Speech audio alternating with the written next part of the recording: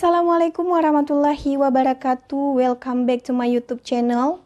Apa kabar teman-teman pejuang CPNS? Masih semangat dan terus semangat ya. Apalagi Kementerian Agama sudah mengumumkan siapa-siapa saja yang berhasil lulus ke tahap SKB. Jadi saya ucapkan juga terima kasih kepada teman-teman yang sudah nonton, sudah komentar, bahkan ada yang DM gitu ya. Itu sangat berarti ya bagi saya karena menjadikan saya semakin bersemangat dan saya merasa video ini bermanfaat bagi teman-teman sehingga saya meluangkan waktu saya untuk membuat konten terkait dengan soal-soal SKB CPNS Kementerian Agama ini. Terima kasih saya ucapkan dan mohon maaf juga beberapa requestan teman-teman itu tidak bisa saya penuhi, bukan karena saya tidak mau, tetapi lebih kepada keterbatasan ilmu saya terkait dengan formasi jabatan yang teman-teman lamar. Di video kali ini saya mengucapkan selamat kepada teman-teman yang sudah lulus dan untuk teman-teman yang belum berhasil lulus ke tahap SKB, jangan putus asa, tetap semangat. Di luar sana pasti ada kesempatan-kesempatan dan peluang-peluang lain yang mungkin cocok untuk kita, dan kalaupun teman-teman sangat ingin menjadi aparatur sipil negara, maka akan ada kesempatan di tahun selanjutnya. Belajar dari kegagalan, apa saja yang kurang dari tahun ini maka diperbaiki di tahun depan. Di video kali ini secara khusus kita akan membahas soal SKB terkait dengan formasi jabatan penyuluh agama ahli pertama.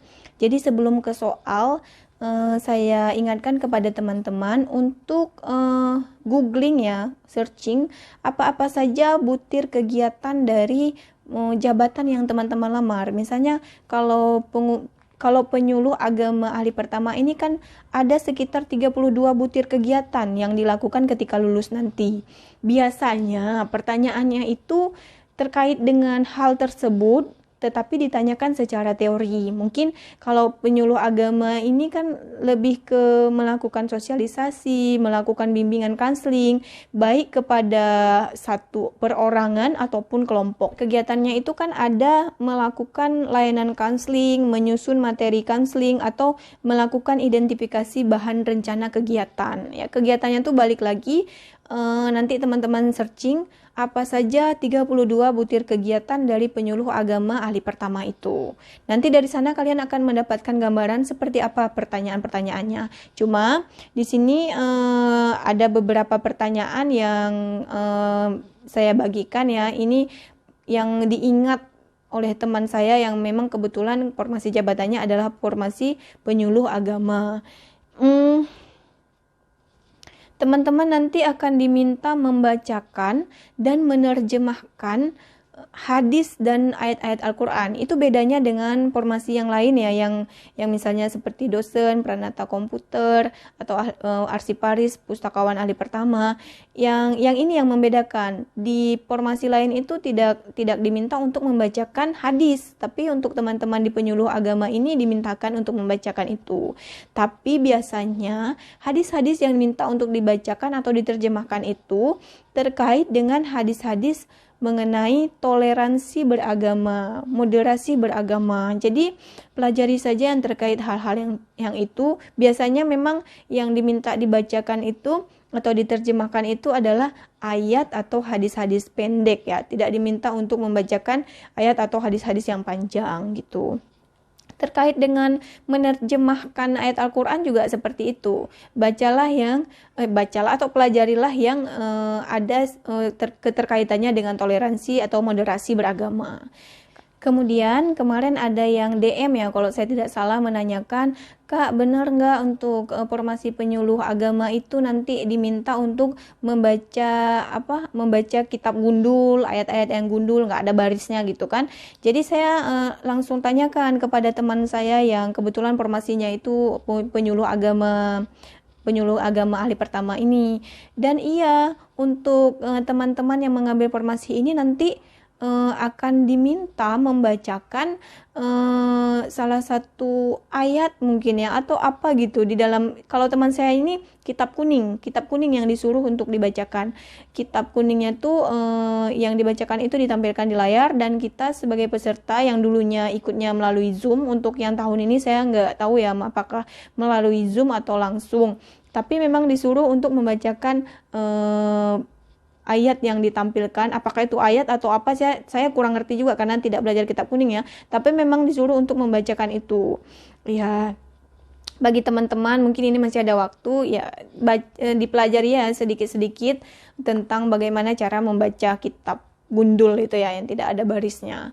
Itu memang benar ya, untuk saya katakan kepada yang bertanya tadi, memang benar diminta untuk membacakan itu. Kemudian untuk kemampuan teknologi informasi dan komunikasi, yang dipertanyakan itu adalah kemampuan kita membuat, mengedit video. Karena di dalam 32 butir kegiatan yang saya katakan tadi, itu kegiatannya itu tidak hanya dilakukan secara bertemu langsung ya, klasikal misalnya kayak konvensional dulu kan, penyuluh tuh mungkin melakukannya dengan cara seperti itu, tapi sekarang sudah dilakukan dengan misalnya membuat sebuah poster, membuat infografis yang nantinya akan dibagikan atau diposting di media sosial instansi yang dimana kita ditempatkan. Tapi kemampuan kita dalam berkomunikasi memang sangat penting, karena penyuluh agama ini kan berkaitan dengan memberikan sebuah sosialisasi atau penyuluhan terkait dengan hal-hal yang memang harus diketahui oleh masyarakat luas gitu. Kalau teman saya ini kan ditempatkannya di KUA, jadi kemampuan kita untuk bermediasi gitu, mungkin akan ada permasalahan tentang rumah tangga gitu. Jadi ya di situ kita berperan untuk memberikan bimbingan counseling, bagaimana komunikasi kita, bagaimana kita berkomunikasi, bagaimana kita menyelesaikan masalah, memberikan solusi, itu akan ditanyakan oleh si pewawancara. Kemudian untuk teman-teman di formasi jabatan penyuluh ini memang betul-betul praktek ya, seperti praktek, beda dengan teman-teman yang lain. Karena di praktek kerja itu teman-teman akan diminta untuk berceramah.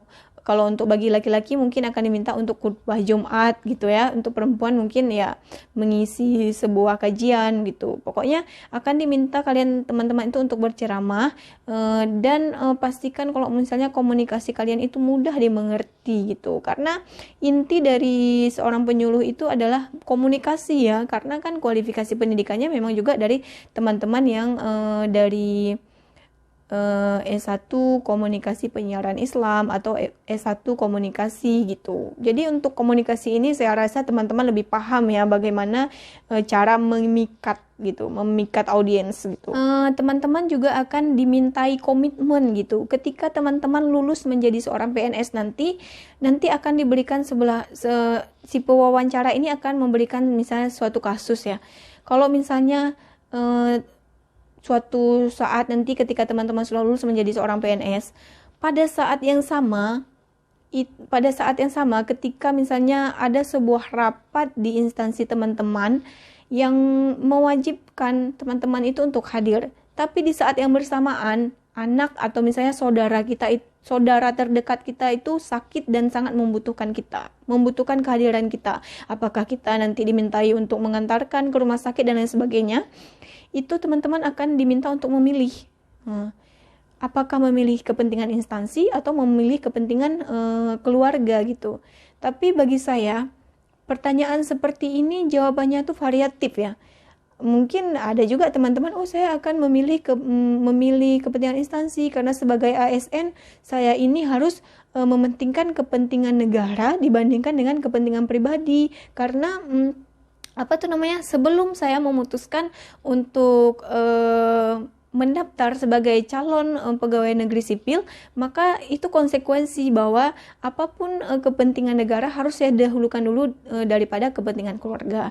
Cuman dalam kita ini ya, realitasnya tidak mungkin bisa juga seperti itu. Makanya teman-teman untuk soal-soal yang seperti ini saya katakan jawablah yang realistis dan diplomatis ya. Maksudnya di dalam saat yang bersamaan kita harus bisa memberikan solusi, bukan memilih. Maksud saya, berikanlah jawaban yang kira-kira jawaban tersebut tidak terlihat kalau kita ini sangat peres ya, karena di depan pewawancara kita mengatakan kita akan mementingkan kepentingan instansi. Tidak juga. Jawablah serealistis mungkin gitu. mestinya memberikan solusi. Apakah kita mengantarkan dulu saudara kita yang sakit, kita menghubungi instansi kita, pokoknya solutif. Karena sebenarnya pertanyaan memilih itu tidak mengharuskan jawabannya juga harus memilih gitu. Karena ASN yang diminta itu adalah ASN yang kreatif, solutif, dan inovatif gitu. Kita harus meninggalkan image ASN yang dulu. Image ASN yang dulu itu tidak kreatif, zona nyaman, hidup stabil, di situ-situ saja, tidak mau melaju ke depan gitu. Sehingga orang akan menilai bahwa PNS itu kebanyakan tidak kompeten gitu. Itu harus sudah kita tinggalkan ya, image yang seperti itu. ASN yang sekarang adalah ASN yang bisa memberikan solusi gitu. Jadi gitu teman-teman, untuk pertanyaan-pertanyaan memilih itu saran saya jangan sampai memilih, tapi berikan jawaban yang bisa melahirkan sebuah solusi yang dimana di situ keluarga kita tidak terbebani, instansi juga tidak dirugikan gitu. Mungkin itu saja yang bisa saya sampaikan terkait dengan formasi penyuluh agama ahli pertama. Kalau untuk soal wawancaranya saya tidak ulang lagi karena memang hampir sama ya seperti yang saya sudah jelaskan di video sebelumnya. Yang perbedaannya tadi cuma ya yang saya katakan tadi, cuma kalau penyuluh agama itu diminta membacakan dan menerjemahkan hadis, kemudian berceramah dan membaca kitab kuning ya, kitab yang tidak ada barisnya itu. Yang terpenting adalah saya ingatkan lagi teman-teman harus menguasai butir kegiatan dan bagaimana cara melakukannya, dan pelajari juga teoritisnya seperti apa gitu.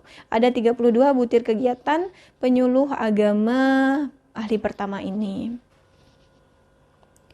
Mungkin itu saja yang bisa saya bagikan di video kali ini. Jangan lupa teman-teman untuk subscribe, like, comment, and share. Karena subscribe itu gratis ya teman-teman. Berikanlah dukungan kepada video ini agar channel ini terus berkembang. Assalamualaikum warahmatullahi wabarakatuh.